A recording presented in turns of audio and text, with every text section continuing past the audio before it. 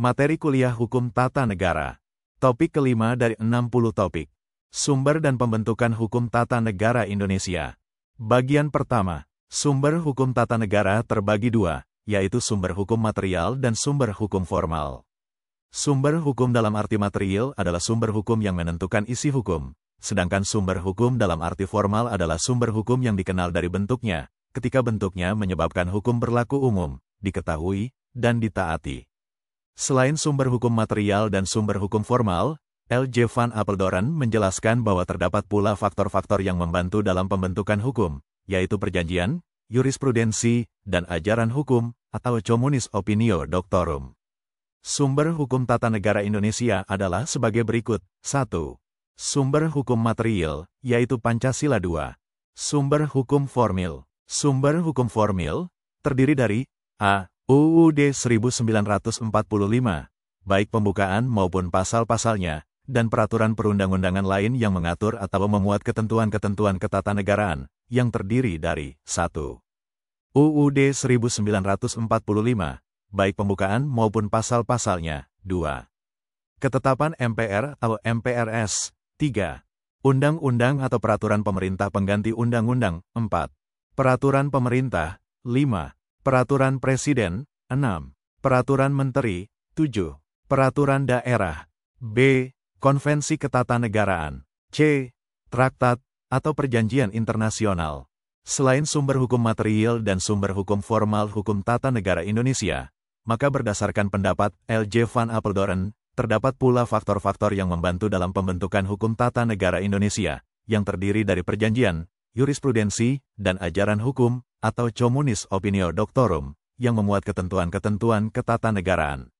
Sumber hukum material. Agenda rapat BPUPKI, atau Badan Penyelidik Usaha-Usaha Persiapan Kemerdekaan Indonesia, pada tanggal 29 Mei hingga tanggal 1 Juni tahun 1945 membahas tentang dasar negara Indonesia.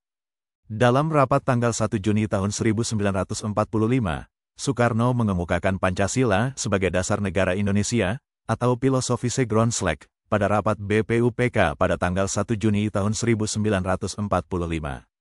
Soekarno mengemukakan bahwa Philosophische Grondslag itulah fundamen, filsafat, pikiran yang sedalam-dalamnya, jiwa, hasrat yang sedalam-dalamnya untuk di atasnya didirikan gedung Indonesia Merdeka yang kekal abadi. Mengenai Pancasila dalam pembukaan UUD 1945, Supomo yang merupakan Ketua Panitia Pembentuk Undang-Undang Dasar mengemukakan bahwa pembukaan Undang-Undang Dasar mengandung cita-cita luhur dan pokok-pokok pikiran tentang dasar dan sifat-sifat negara Indonesia yang hendak dibentuk. Pokok-pokok pikiran dalam pembukaan Undang-Undang Dasar dijabarkan oleh Supomo sebagai berikut. 1. Negara yang melindungi segenap bangsa Indonesia dan seluruh tumpah darah Indonesia dengan berdasar atas persatuan dan mewujudkan keadilan bagi seluruh rakyat Indonesia. 2. Negara yang berdasar atas hidup kekeluargaan, akan menyelenggarakan dasar itu bukan saja untuk dalam negeri tetapi juga luar negeri. 3. Negara yang berkedaulatan rakyat, berdasar atas kerakyatan dan permusyawaratan perwakilan. 4. Negara berdasar atas ketuhanan, menurut dasar kemanusiaan yang adil dan beradab. 5. Negara memperhatikan keistimewaan penduduk yang terbesar dalam lingkungan daerahnya, ialah penduduk yang beragama Islam.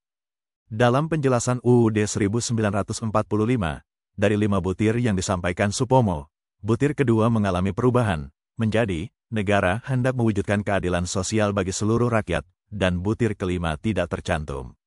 Supomo selanjutnya mengemukakan bahwa pokok-pokok pikiran dalam pembukaan mewujudkan cita-cita hukum, atau residi, yang menguasai hukum dasar negara, baik hukum yang tertulis maupun hukum dasar yang tidak tertulis, ialah hukum dasar yang timbul dan terpelihara dalam praktik pemerintahan negara Indonesia. Berdasarkan apa yang dikemukakan oleh Soekarno dan Supomo dalam rapat BPUPK tersebut, maka disimpulkan bahwa Pancasila merupakan falsafah dasar negara, atau Philosophische Grondslag, dan cita-cita hukum, atau residi. Sebagai falsafah dasar negara, atau Philosophische Grondslag, dan cita-cita hukum, atau residi, maka Pancasila merupakan sumber hukum material dari hukum tata negara Indonesia yang harus menjiwai dan dilaksanakan oleh setiap peraturan hukum baik tertulis maupun tidak tertulis. Gustav Radbruch mengemukakan mengenai cita hukum, yaitu, cita hukum tidak hanya berfungsi sebagai tolok ukur yang bersifat regulatif, yaitu yang menguji apakah suatu hukum positif adil atau tidak, melainkan juga sekaligus berfungsi sebagai dasar yang bersifat konstitutif, yaitu yang menentukan bahwa tanpa cita hukum, hukum akan kehilangan maknanya sebagai hukum. Hukum yang dibentuk dan berlaku di Indonesia haruslah berdasar dan dijiwai ketuhanan yang Maha Esa, kemanusiaan yang adil dan beradab, mempersatukan Indonesia, bersifat kerakyatan yang dipimpin oleh hikmat kebijaksanaan dalam permusyawaratan perwakilan, dan menjamin keadilan sosial bagi seluruh rakyat Indonesia. Pancasila menjadi tolok ukur dalam keberlakuan hukum positif di Indonesia.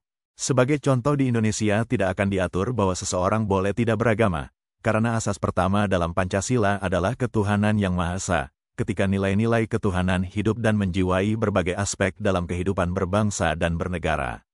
Indonesia juga tidak akan mengatur dan menyetujui berbagai kebijakan yang mencederai kemanusiaan bangsa lain, seperti menyetujui penyerangan kekuatan internasional di bawah koordinasi lembaga internasional terhadap sebuah negara, serta hal-hal lainnya yang bertentangan dengan kelima sila dalam Pancasila.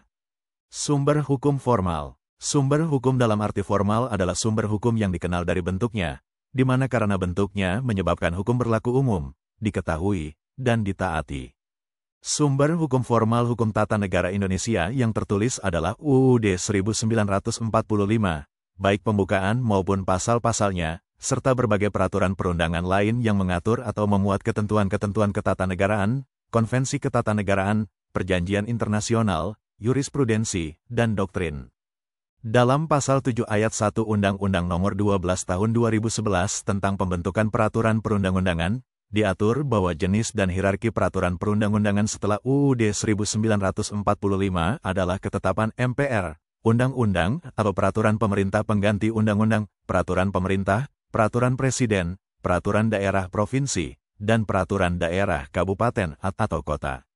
Ketetapan MPRS dibahas karena dalam penjelasan pasal 7 ayat 1 huruf B diatur bahwa, yang dimaksud dengan ketetapan Majelis Permusyawaratan Rakyat adalah ketetapan Majelis Permusyawaratan Rakyat sementara dan ketetapan Majelis Permusyawaratan Rakyat yang masih berlaku sebagaimana dimaksud dalam pasal 2 dan pasal 4 ketetapan Majelis Permusyawaratan Rakyat Republik Indonesia Nomor 1, MPR, 2003 tentang peninjauan terhadap materi dan status hukum ketetapan Majelis Permusyawaratan Rakyat sementara dan ketetapan Majelis Permusyawaratan Rakyat tahun 1960 sampai dengan tahun 2002, tanggal 7 Agustus tahun 2003.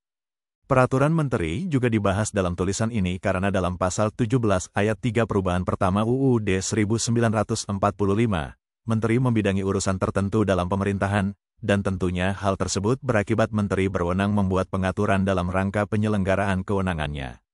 Peraturan Menteri perlu dibahas karena peranan Peraturan Menteri penting dalam kerangka negara kesatuan yang mengharuskan hubungan dan koordinasi antara pemerintah pusat dan daerah.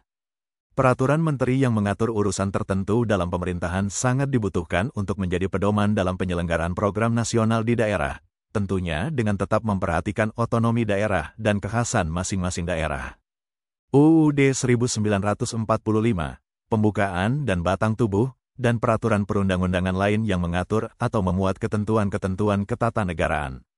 Bagian ini dibagi atas dua bagian, yaitu pembahasan mengenai UUD 1945, atau pembukaan dan batang tubuh, dan peraturan perundang-undangan lain yang mengatur atau memuat ketentuan-ketentuan ketatanegaraan. UUD 1945, atau pembukaan dan batang tubuh. Hans Nawiaski mengemukakan bahwa norma hukum dari negara manapun selalu berlapis-lapis dan berjenjang-jenjang, dan norma hukum yang dibawa berlaku, bersumber, dan berdasar pada norma yang lebih tinggi, norma yang lebih tinggi berlaku, bersumber, dan berdasar pada norma yang lebih tinggi lagi, sampai pada suatu norma yang tertinggi yang disebut norma dasar. Norma hukum yang tertinggi dan merupakan kelompok pertama dalam hierarki norma hukum negara adalah Stats Fundamental Norm. Dikemukakan pula bahwa isi Stats Fundamental Norm ialah merupakan norma yang merupakan dasar bagi pembentukan undang-undang dasar dari suatu negara, atau Staatsverfassung, termasuk norma pengubahannya.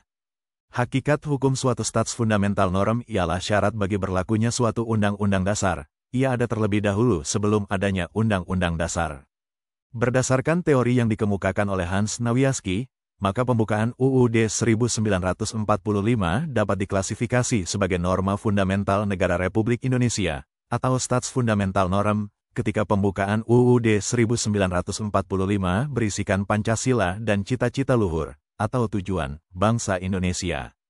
Dalam penjelasan UUD 1945, atau sebagaimana yang juga dikemukakan oleh Supomo tanggal 15 Juli tahun 1945, dikemukakan bahwa pokok-pokok pikiran dalam pembukaan harus menjadi dasar bagi hukum dasar negara yang terdiri dari hukum yang tertulis, atau Undang-Undang Dasar, dan hukum yang tidak tertulis, Undang-Undang Dasar sebagai hukum yang tertulis, menciptakan pokok-pokok pikiran yang terkandung dalam pembukaan UUD 1945 ke dalam pasal-pasalnya.